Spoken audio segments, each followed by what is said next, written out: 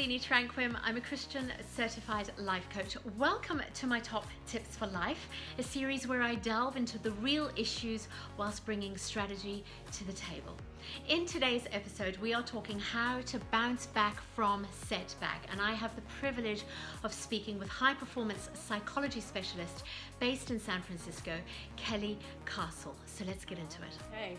Kelley, welcome to my Top Tips for Life. It's such a joy to have you on this show. It is so good to be here. Can I also just say that your hair is like my goal of life, actually. Girl. So in the new year, I've already had this conversation with my stylist. We are actually going to go, this is top secret, platinum white. Yes. Yeah. Good. So I'm thinking with the black sort of seeping through at the bottom, that would look pretty funky. I love it. I love it. You are my Thank you. style hero. Absolutely. Thank you so much. So you have worked with college athletes, elite Olympic athletes and teams, as well as businesses and their teams. Can we just start off by you answering this question? What even is a high performance psychology specialist? Sure. So, yeah, I work in performance psychology. My primary focus is sports, but I have gotten more into the business world. But basically, performance psychology is just people learning to operate at their best, whatever field that is.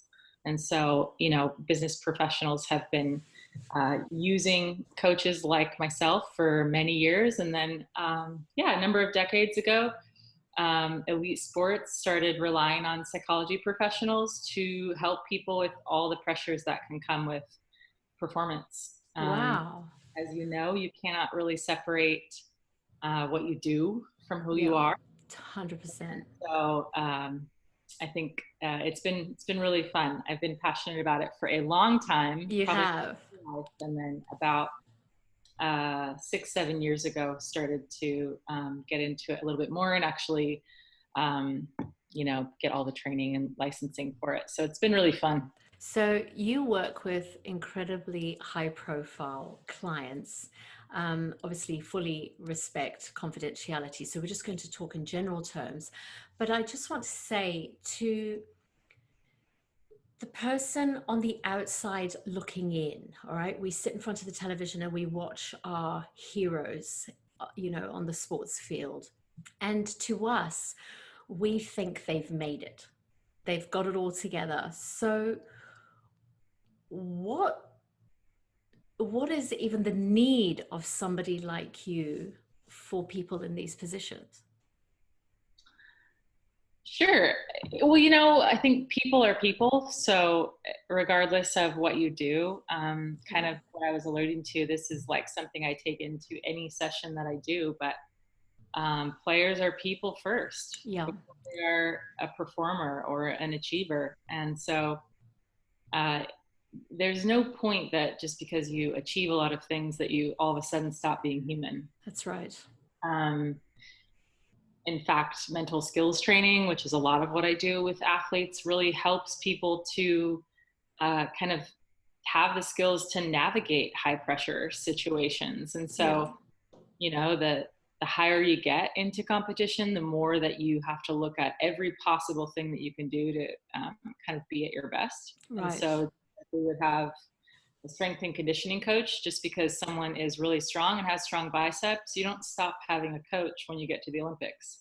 And you get more coaches. Wow. So it's the same idea. Our mind, including our will and our emotions and all of those things, needs a coach. It's probably the most complex part of our being. And so I hope that makes sense. Yeah, absolutely. Okay, so putting aside like normal human challenges, right? So relationships, whatever. What are some potential triggers for someone in the sports arena that could actually end up in a downward spiral, and the need then for somebody like you? So I think psychology kind of used to operate in this like reactive mode. And I would say there was a point that I even operated that way within psychology of like something bad happens, Yeah. therefore we react and give a skill. And that list is endless. But I think now really it is about seeing a long-term goal or vision for your life, depending on what type of language you use, and then trying to figure out a roadmap that will help you get there. So when you have a goal, you're essentially saying, okay, even when things are great, you are working then with someone to say, what's my next step? How do I keep going in the right direction? So it's not necessarily just a reactive, I need a session with a professional because something's gone wrong. Right. It's actually saying, I'm going to take something that's really working well and make it better and make it keep going in that direction. That being said, I think, going from this kind of notion that everything that we do comes out of who we are. Yeah.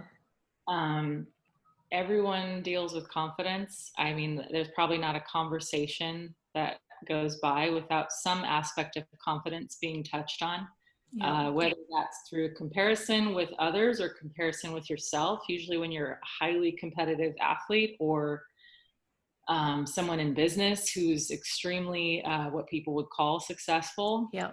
There's a constant desire to be better. Yeah, of course. What helps you be great is kind of saying like, I know that there's more in me, but that can, if taken the wrong way, then beat up on your confidence, saying that I am what I do. Yeah, for sure. If that's the case, then when things aren't good, then I'm not good. So this idea of confidence, this idea of identity, and learning how to not find our identity in what we do, but still stay absolutely passionate and be the best that we can in it, but for healthy reasons. That's one thing that does come up a lot. The other thing I think is really around the notion of goals. I mean, we can't really weave in any of the skills, mental skills, without knowing who you want to be and where you want to go. Yeah. And so, 100%. Creating that and helping people find clarity around that.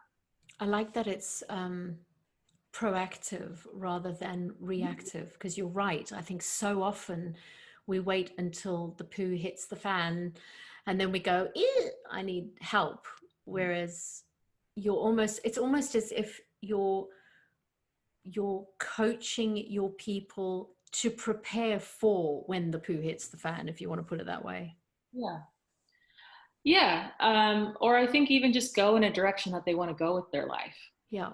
A lot of people are doing okay. Yeah. And they know that there's more in them in whatever industry that it is. Right. And right. all I do is help them have some skills to bring that out of them. Yeah. That come to pass. Okay. So what do you say to the one who is a high achiever? So whether a sportsman or a businessman, even, somebody who likes to be at the top, who loves the smell of success, who's extremely driven, and they crash. There's something happens that sideswipes them. Like even when we were preparing for today, we came up with the line, how to bounce back from setback. So what would you say to that high achiever, that business person who's hit a massive brick wall, and it's just knocked the wind from their sails? Like, what do you say to that person? I think anything in the realm of health, whether it be physical or mental or emotional, everything is layered. Yeah. So I think what we've got into a habit maybe with social media is saying, I need the right quote or 3-step plan that I can swipe through and then I've got it sorted. Yeah. Wow. And that's not how humans work. We build layer by layer by layer. And that's why, I really encourage people not to come to me just for one session. Yeah. I could do a workshop on a topic, but if we're going to do some work and we're going to make some progress, then you need to give yourself time. Yeah. And so that would be the number one thing that I would say to someone in that situation is be willing to put the time in to then rebuild yourself. I think a lot of times when something hard comes at us, or like you're saying, kind of you feel like the wind has gotten knocked out of you, I think what we mean by that is that you've lost your confidence, you've lost your motivation, Yep. you've lost that mental toughness, you've lost some of the grit.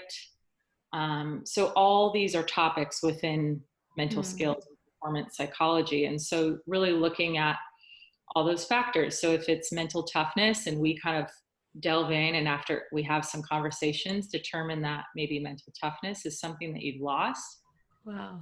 Well, science would then say there's 4 main areas if you break down mental toughness of what it is. So confidence is one of them, having a confident mindset.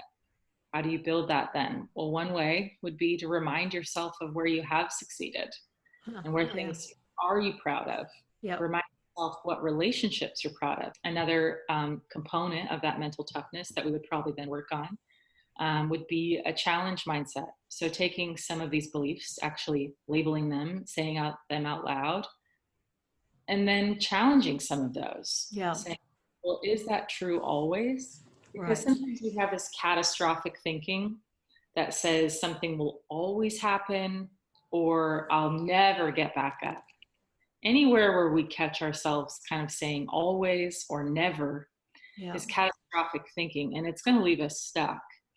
And so we have to learn to kind of talk through and recognize, right? It comes down to awareness, recognize where we're having this catastrophic thinking and challenge it. Yeah, absolutely.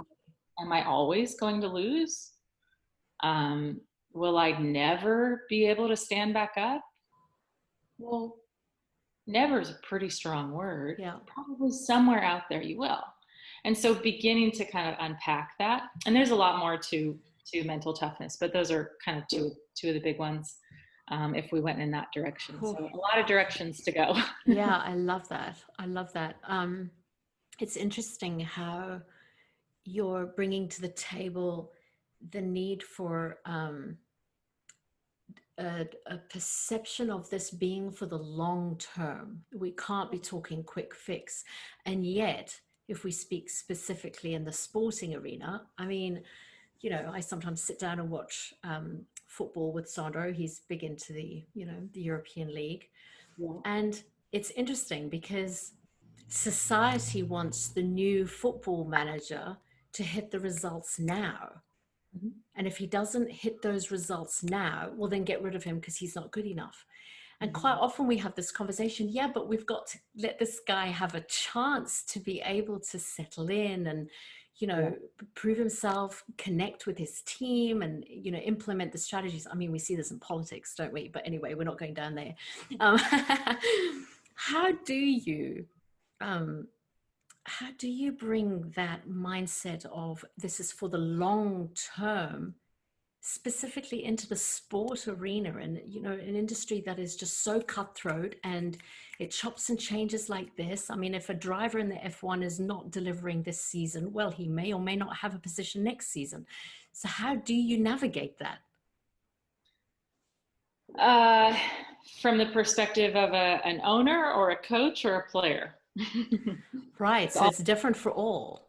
Yeah. So, you know, like the example you brought up about coaches for the Premier League or any professional league in any sport, it is different when it's professional versus elite versus collegiate versus club. You know, like there's a different level of pressure there. There's also a level of pressure if you're an owner. You are looking at profits a lot more and trying to keep things afloat from a business perspective. And so, you know, it's why a lot of people don't go pro sometimes because, or if they do, it's quite a transitional period of a number of years. Like, I don't think a rookie season is a year. A rookie season is a number of years going from, I played this because I loved it to, okay, I play it now because I love it, but also because I'm providing for my family and also because I have, you know, I need to live up to. So professional sport is a whole other layer, especially when you add in the Olympics, because there is a political element and So there's a lot of reasons that a lot of things that people need to manage in professional sport. They're not out there just because of the love of the game. Yeah, of course. Reality that may have been what got them there. But um, so I guess to help, yes, in an ideal world, I would love to work with coaches and owners and say, give people a long-term plan. Usually by the time they're working at that level, they have worked out a lot of what makes them operate best. They know what to look for. Like, you do Yeah. need to get to the point where you're able to make it work quick. So we don't have 5 years for you guys to get cohesive. Right. We'll learn that soon.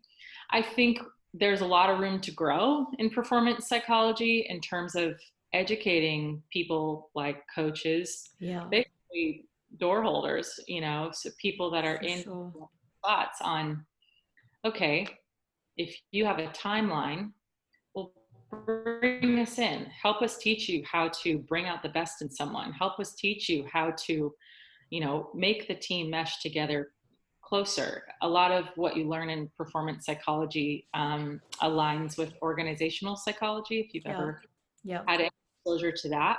And so it's really looking at how you make people work together, and then individually, how do you bring out the best in yourself? So yes, ideal world. We're all in it for the long term. That's just not the reality in all pro sports. And so that's where you do bring in coaches or people like myself who say, how do I at least put my best foot forward? Yeah, for sure. Try to be in this for a number of years. Yeah, no, absolutely. Okay, so what are some tools that you want to bring to the table today that you use for your people that anyone can actually apply when it comes to bouncing back from a setback? I mean, let's look at 2020, right? Like, for many, many people, it's been a devastating year. How do we now look to tomorrow with that sense of hope and readiness, for 2021? Yeah. Well, I think what we're describing is kind of like resilience. So this ability to kind of be buoyant. Yeah. I think what people don't realize, and science like backs this up, is that we're actually designed for difficulty. So I think that we think that it's this shocking thing, but we're actually designed with a lot of resilience in us, and most of us don't realize that. Yeah.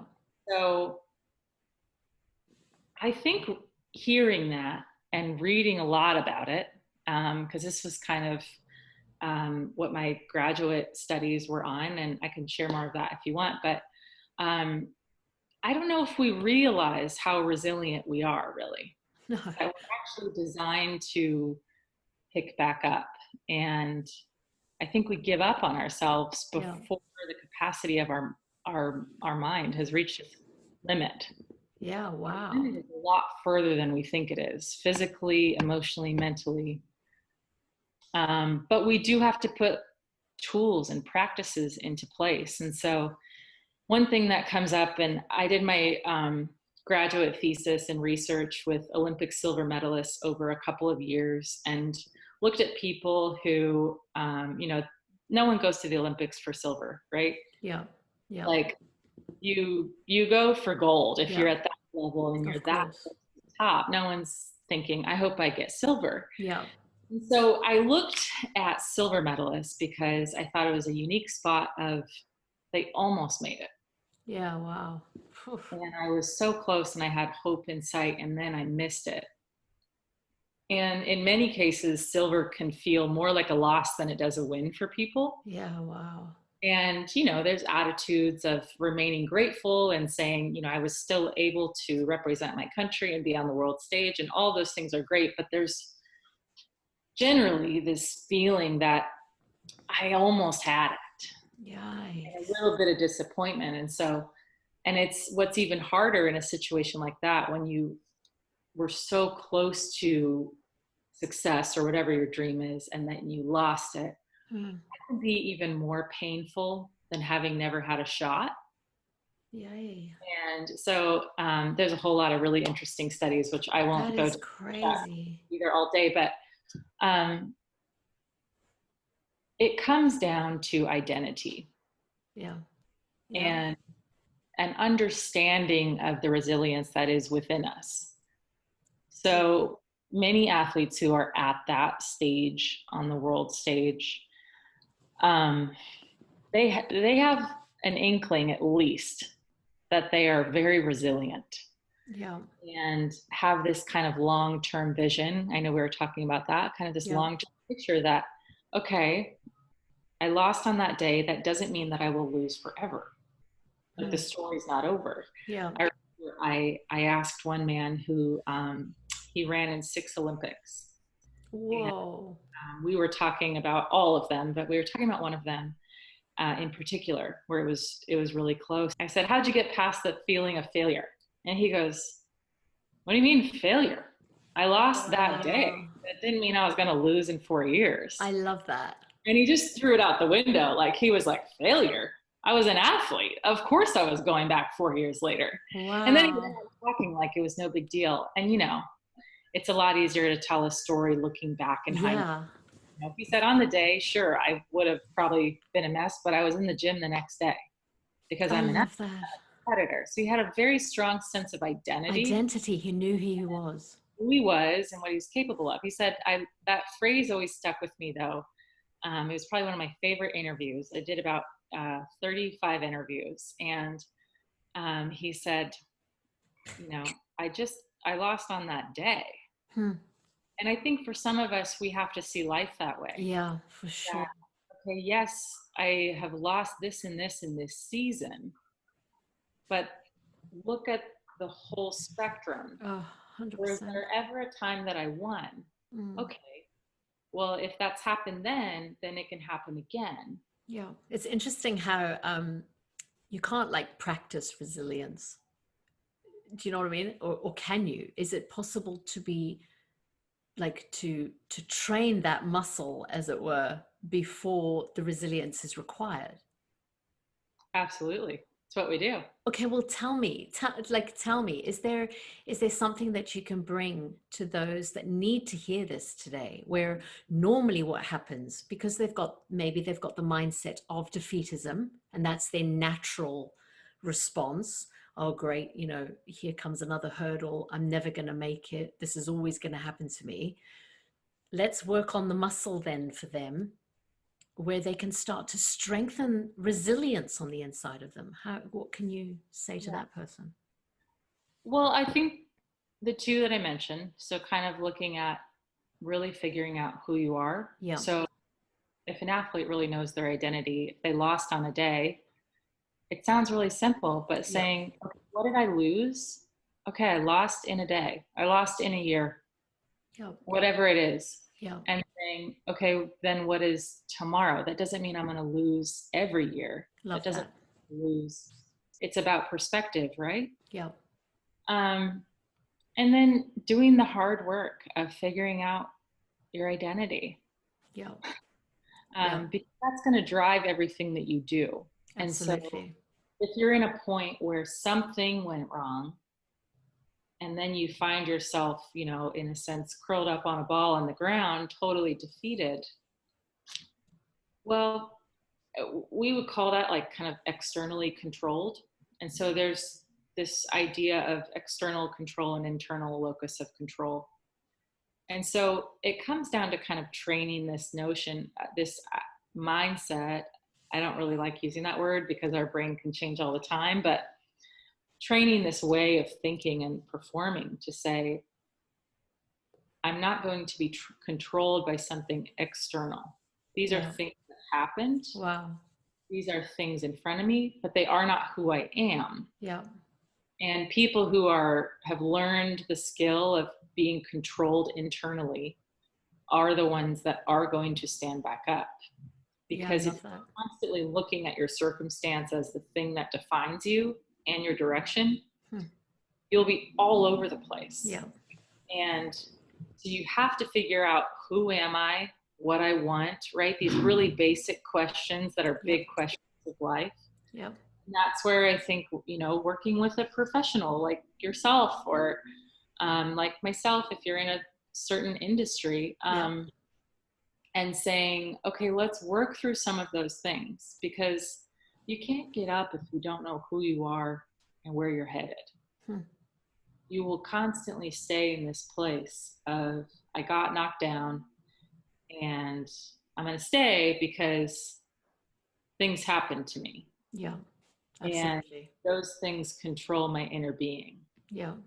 And that can't stay the reality. No. You have to make a switch at some point that says, I'm going to be controlled by my inner world, by what I'm thinking, by what I'm feeling. So if there's a negative thought going through your mind, replace it, question it, challenge it, like I said. So like, it's the idea of just being aware. Yeah. If the thought comes across, challenge it. Is that true? Could there be another reality here? Absolutely. Is that going to always be the case? So challenge some of those thoughts and replace them. But that comes really out of a skill of awareness. Yeah. You can't do this without awareness. And so going through things like mindfulness, I am doing mindfulness workshops throughout next month. That's fantastic. It's just this idea of learning to be totally present in this moment. Yeah. And aware. Once you're aware, then you can do the work. Yeah. That's fantastic. I think there's actually no better time than to have this conversation in the lead up to a new year. No one knows what tomorrow holds, but when we can just get a grapple on who we are and what we want, oh my gosh, like you say, it doesn't matter then what happens, right? We can stand firm, and I think, it's absolute gold. So to all my go ahead. Sometimes we stand so firm saying, this is what I decided, and we keep one strategy when, well, if the weather's different, we need another strategy. Yeah. And so adjusting sails and adjusting our strategy where needed. I love that. So be pliable. Absolutely. I mean, that is really what resilience is, right? Yeah. Being able to change and shift. Adapt and change. Yeah. Yeah, this is brilliant. Kelley, thank you so much for your time today. And of course, I'll make sure all your contact details are available to our people. So in case anybody wants to reach out, and have that conversation with you, then they can do that. Awesome. You're amazing. Thanks. Thank you Kelley. so much. All right, darling. Talk to you soon. Guys, wasn't that incredible? I just love that we can actually exercise our resilience muscles so that when the poo hits the fan, we don't have to automatically crumble. It's brilliant. Now, if you would like to reach out to Kelley and talk more about her high performance psychology services, then the link is in the description field below. If you enjoyed today's content, then please won't you like this video, subscribe to my channel, and be sure to turn on notifications, all right, so that you don't miss any future videos. It also enables us to spread the word. Thanks for joining us. I love you. I'll talk to you soon. I feel a bit embarrassed asking you this question, but how do you say collegiates? Okay, I love that you're asking this. You are one of my favorite people on earth. It's collegiate. You can say college athletes if you don't want to think about it as much. College.